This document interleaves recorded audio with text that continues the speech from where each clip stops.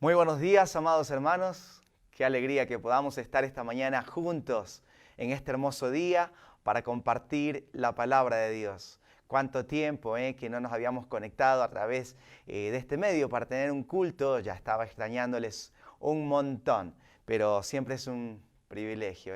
Para nosotros siempre es un privilegio. Hemos estado expectantes de poder estar nuevamente con ustedes y finalmente Dios nos está dando esta oportunidad. Quería compartir algunos motivos de oración antes de empezar. Bueno, uno de ellos es por fortaleza y por sabiduría. Son tiempos bastante importantes porque ustedes conocen la realidad en la que estamos. El mundo está viviendo tiempos especiales, mucha gente está partiendo de este mundo y estamos con actividades en medio de todo esto que nos permitan llegar a las personas con la palabra de Dios. Estamos con los campamentos y estamos trabajando duro para eso, con mucho entusiasmo, ¿sí? Y estamos disfrutando y expectantes de todo lo que Dios va a hacer en este tiempo. Entonces, por fortaleza y sabiduría en medio de todas estas actividades, ¿ok? Y también, bueno, para que este tiempo sea un tiempo especial en el que Dios pueda hablar a nuestros corazones. Dios quiere hacerlo y Dios puede hacerlo.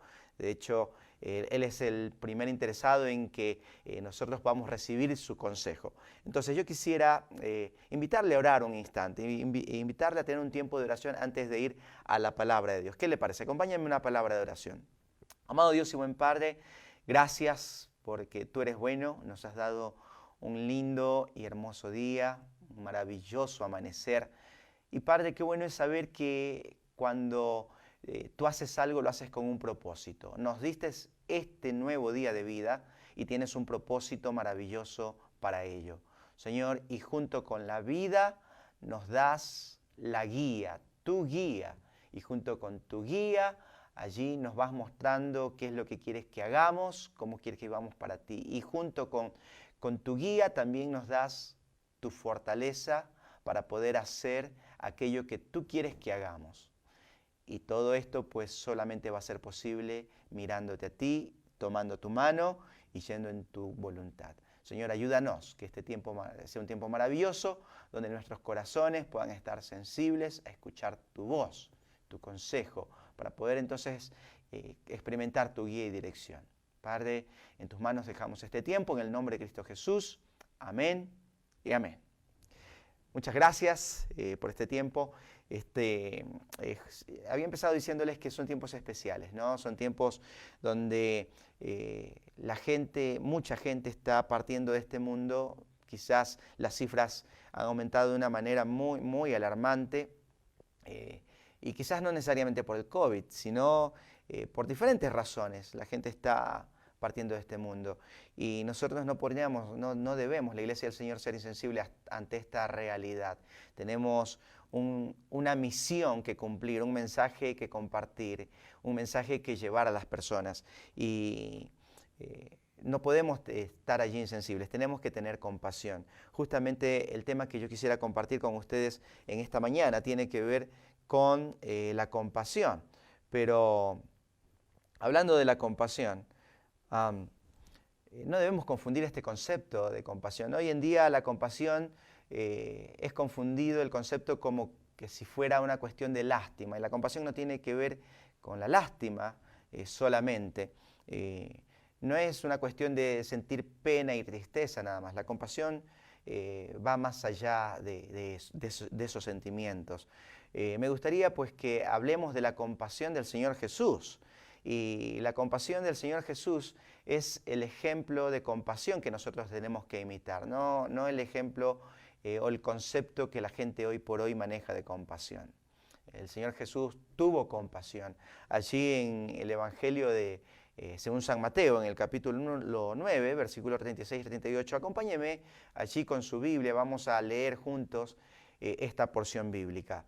Allí en Mateo 9, 36 al 38 dice de la siguiente manera: y al ver las multitudes, tuvo compasión de ellas, porque estaban desamparadas y dispersas como ovejas que no tienen pastor. Entonces dijo a sus discípulos: a la verdad la mies es mucha, mas los obreros pocos. Rogad pues al Señor de la mies que envíe obreros a su mies.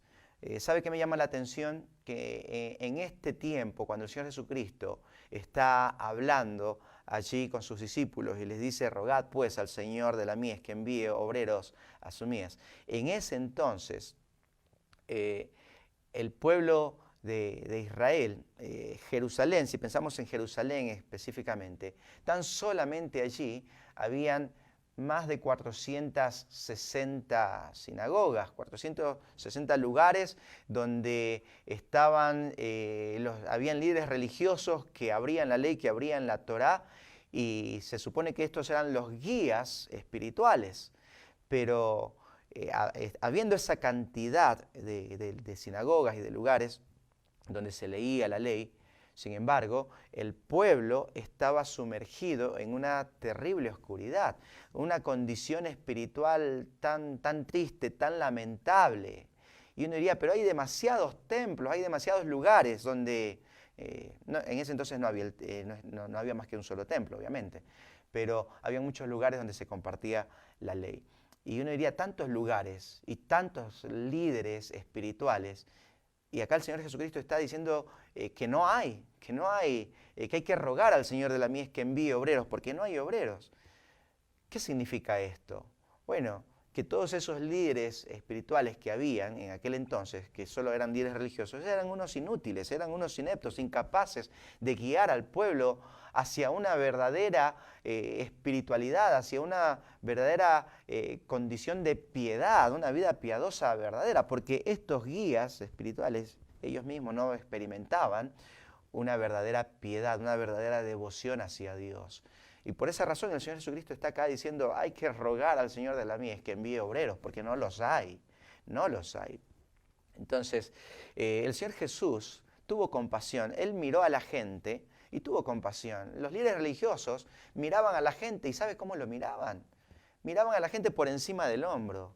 Ellos se creían superiores, se creían mejores que los demás. Ellos se creían los únicos, los elegidos. Y miraban a los demás como que los demás son de menor categoría. Pero el Señor Jesucristo miró de otra manera. El Señor Jesucristo miró a las multitudes y tuvo compasión de ellas. La pregunta es, hoy, nosotros, ¿cómo vamos a reaccionar al ver las multitudes? Al ver las multitudes partiendo de este mundo, yéndose a una eternidad sin Cristo, a la gente sumergida en una terrible ignorancia espiritual. Y uno podría decir, bueno, hay tantas iglesias, hay tantos templos, hay tantos lugares, hay tantos programas en las redes, hay tantos cultos. Pero sin embargo, quizás estamos experimentando la misma realidad que en ese entonces estaba experimentando el pueblo. Tantos lugares y tantas personas, pero no tenían compasión de los perdidos. Nosotros ¿nos vamos a identificar con los líderes religiosos de la época o vamos a identificarnos con el corazón que tenía el Señor Jesucristo?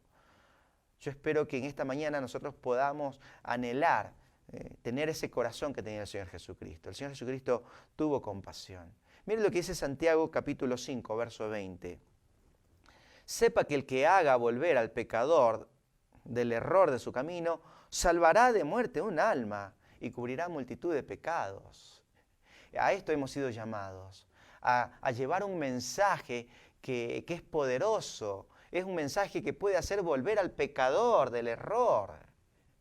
Y si logramos que eso suceda, que este pecador vuelva del error, porque está yendo rumbo a la condenación, y vuelva y sea rescatado, vamos a salvar de muerte un alma. Eso es lo que somos llamados a hacer. Ahora, con respecto a la compasión es el movimiento del alma que nos hace sensibles al mal que padece alguna persona. Eso es la compasión. No esa idea filosófica o esa idea moderna. La compasión es lástima. No, es más que lástima. La compasión es el movimiento del alma que nos hace sensibles al mal que padece alguna persona. Es una combinación de tristeza, simpatía, empatía, amor. ¿Okay? Es más, mucho más que lástima, yo les decía. ¿Saben una cosa? Si pudiéramos personalizar a la compasión y a la lástima, quizás podríamos decir, si cayera una persona al agua, ¿sabe lo que hace la lástima? La lástima viene y se asoma a la baranda. Se asoma a la baranda y está allí aterrorizado, está triste, está afligido porque ve al tipo que se cayó al agua y que se está hundiendo. La lástima está allí, mirando, quizás asustado. Uy, pobre, con lástima, ¿no? Tristeza, dolor, porque se está ahogando. ¿Sabe qué hace la compasión? La compasión ve que se está ahogando y se saca el saco y se saca todo lo que estorba y se tira al agua. La compasión no se puede quedar simplemente allí adolorida, con tristeza. La compasión se pone en acción, hace algo, más que simplemente quedarse allí lamentándose. La compasión entra en acción. ¿Sabe qué? La lástima le dice al hambriento, le dice, id y saciados, id y calentados y saciados. Eso dice la lástima. La compasión da de comer al hambriento, da de beber al sediento, visita al enfermo, al preso. Eso es lo que hace la compasión. Es acción, se involucra, es empatía, se identifica, hace algo. Eso hace, no se queda de brazos cruzados mirando cómo la gente está hambrienta espiritualmente, sedienta espiritualmente y va rumbo a la condenación. La compasión hace algo. ¿Ok? ¿Sabe qué hace la lástima? La lástima se queda en el culto, cantando allí. Quisiera trabajar para el Señor, ser un obrero fiel y hablar del amor de Dios. La lástima se queda en el templo, cantando eso, pero afuera no hace nada. La compasión no solamente canta dentro del templo, sino que sale y busca la manera de alcanzar al perdido. Va llevando ese mensaje. ¿Ok, mi amado hermano? Eso hace la compasión. Ahora, en el Antiguo Testamento, cuando vamos a la Biblia, allí al Antiguo Testamento, es impresionante la cantidad de textos que van hablando de la compasión, que muestran esta cualidad que hoy el cristiano, el Hijo de Dios, el seguidor de Cristo, el discípulo de Cristo, debe manifestar, la compasión. Vamos rápidamente así por la Escritura, al Antiguo Testamento, a mirar algunos de estos textos que hablan de la compasión. Por ejemplo, allí en Éxodo capítulo 2, verso 6. Qué importante fue que haya compasión en el corazón de esta mujer, porque si no la hubiera tenido, no hubiéramos visto la historia, no hubiéramos conocido la historia de Moisés. Allí en el capítulo 2, verso 6, dice, y cuando la abrió, vio al niño, y aquí que el niño lloraba, y teniendo compasión de él, dijo, de los niños de los hebreos, es este. Allí está esta mujer, ¿no? Teniendo compasión. Qué bueno que hubo compasión en esta mujer para sacar a este niño y después nosotros conocemos el resto de la historia por lo que está allí registrada en la Escritura. Otro ejemplo donde estuvo la compasión manifestada, donde se anhelaba la compasión, allí en 2 Samuel 12:22, ¿no? Ahí nos encontramos con un momento triste en la historia del rey David. El rey David allí había perdido recién a su tierno hijo, producto de este hijo fue producto obviamente de un adulterio, una relación incorrecta entre él y Betsabé. Y entonces va a morir el niño. Y allí David estaba esperando que haya compasión. Decía, viviendo aún el niño, yo ayunaba y lloraba diciendo, ¿quién sabe si Dios tendrá compasión de mí y vivirá del niño? Él esperaba la compasión de esta manera. Y Dios tuvo compasión, pero no de la manera que lo esperaba. Si no hubiera tenido compasión, no hubiéramos hoy por hoy ni visto la historia que continuó después con Salomón y después obviamente la llegada del Mesías, ¿no? Dios tuvo compasión. Job 19:21 también allí dice, oh vosotros mis amigos, tened compasión de mí, porque la mano de Dios me ha tocado. La compasión es lo que el mundo está necesitando, la gente alrededor nuestra está necesitando. No esas miradas de desprecio, no esas miradas de superioridad, no esas miradas de gente religiosa que se cree mejor. Lo que está necesitando es compasión. Tened compasión de mí es el ruego de la gente que está perdida. Isaías 54:8, con un poco de ira escondí mi rostro de ti por un momento, pero con misericordia eterna tendré compasión de ti, dijo Jehová, tu Redentor. Y Jonás 1:6, ¿no? Y el patrón de la nave se le acercó y le dijo, ¿qué tienes, dormilón? Levántate y clama a tu Dios, quizás Él tendrá compasión de nosotros y no pereceremos. ¿Se da cuenta cuán importante es la compasión en esta humanidad? El mundo necesita experimentar la compasión. Pero ¿qué más es la compasión? La compasión era lo dinámico en el ministerio del Señor Jesucristo. La compasión no fue un sentimiento nada más o algo filosófico, un concepto filosófico, una ideología. No, no.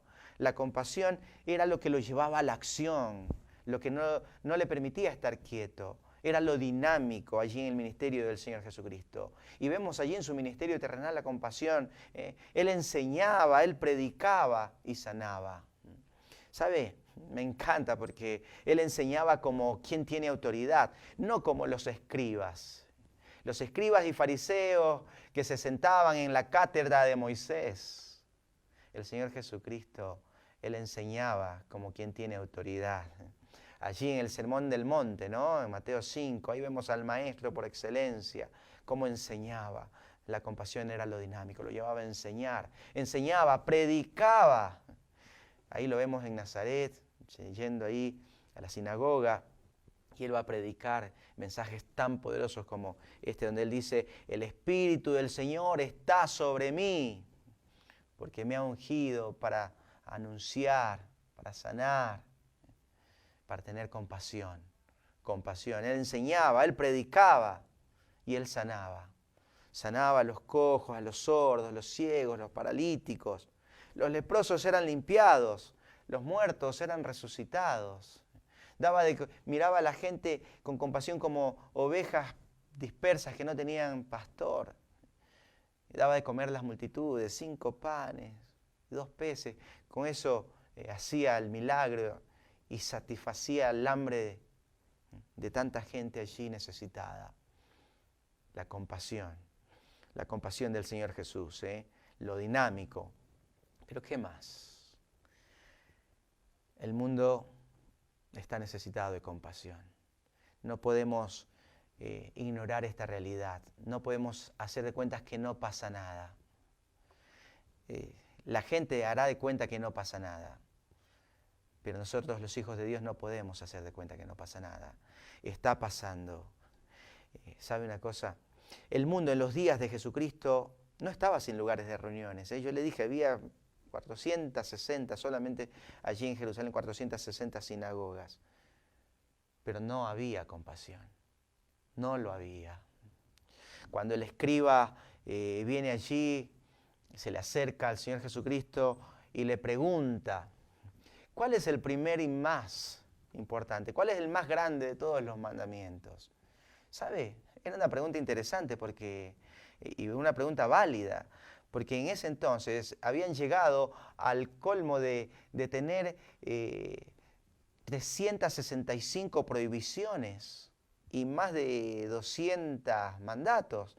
Tenían demasiadas leyes allí y ellos no sabían cuál será el más importante. Ahora, ¿por qué querían saber cuál era el más importante? Porque querían esforzarse en cumplir ese, el que es el más importante. Los demás por ahí no importa, pero el más importante tenemos que descubrir. No se ponían de acuerdo, los líderes religiosos no se ponían de acuerdo cuál es el más importante. Entonces este escriba le pregunta al Señor Jesucristo, ¿no? ¿Cuál es el más importante?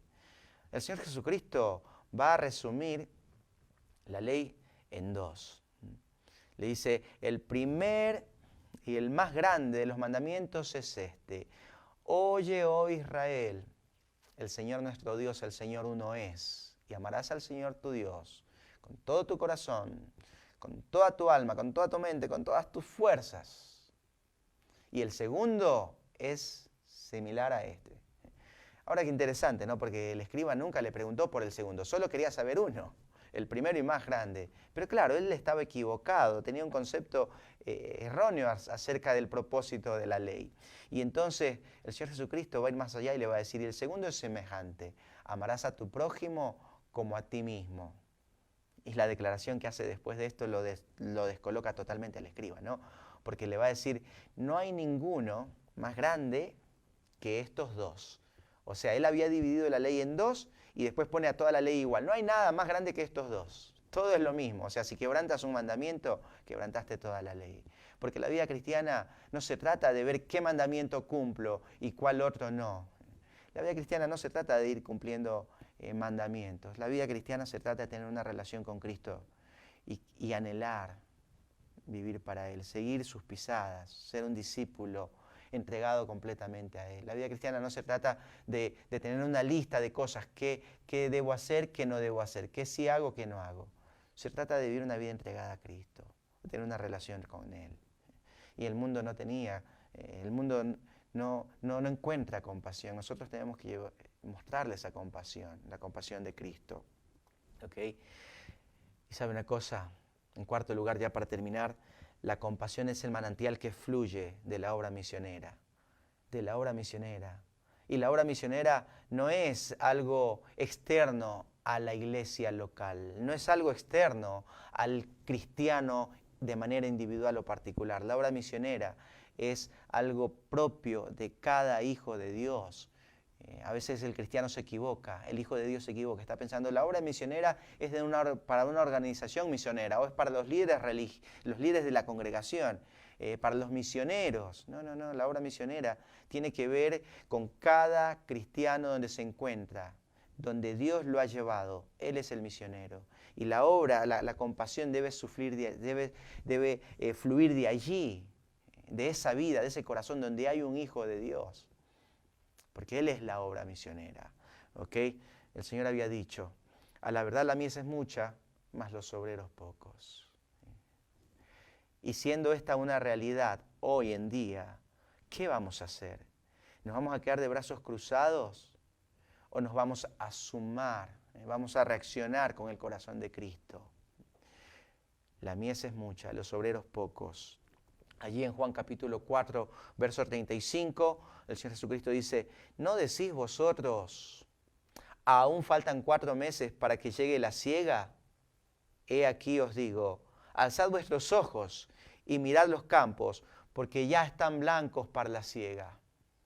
¿No decís vosotros, los templos están cerrados, no podemos, hay distanciamiento social? ¿No decís vosotros, no se puede hacer la obra misionera hoy? No podemos reunirnos hoy. No podemos predicar el Evangelio hoy. ¿No decís vosotros, no es que la ley, el gobierno nos... Yo os digo, alzad los ojos y mirad. Los blancos están listos, los campos están listos, están blancos. Tenemos que ir y predicar el Evangelio. Y sí ser prudentes, y sí ser sabios, y sí ser obedientes, y sí actuar allí con una lógica, pero lógica piadosa. Porque sí tenemos que cumplir lo que la ley nos está pidiendo. El distanciamiento, usar los protocolos de seguridad, sí tenemos que hacerlos. Pero esto no nos debe tapar u opacar la compasión y tapar la boca para no hablar el mensaje de Cristo, para no quedarnos allí de brazos cruzados. Tenemos que seguir actuando con compasión. El Señor Jesucristo dijo, rogad al Señor de la mies que envíe obreros. Les decía, la mies es mucha, mas los obreros pocos, por tanto rogad. Sumémonos, no solamente al ruego, sino también a ese grupo de personas que actúan con compasión. Alguien dijo, cuando nosotros oramos al Señor, tenemos que estar dispuestos a hacer también la respuesta a esa oración. Y oramos, Señor, envía obreros. Tenemos que estar dispuestos a hacer la respuesta a esa oración. Seamos esos obreros que tienen compasión. ¿Ok, mi amado hermano? Yo espero que la palabra de Dios el día de hoy haya encontrado un lugar en su corazón y en el mío, que nuestras vidas reflejen la compasión de Cristo. No algo ideológico, filosófico, no lástima, no pena, la compasión que nos lleva a la acción. Ok, mi amado hermano, yo espero que tenga un lindo fin de semana, que usted pueda disfrutar con su familia, aprovechar las oportunidades para llevar el mensaje de salvación y que el día de mañana, si Dios no ha venido todavía, pueda conectarse por este mismo medio para seguir aprendiendo la palabra de Dios. ¿Ok? Le envío un fuerte abrazo. Dios me lo bendiga.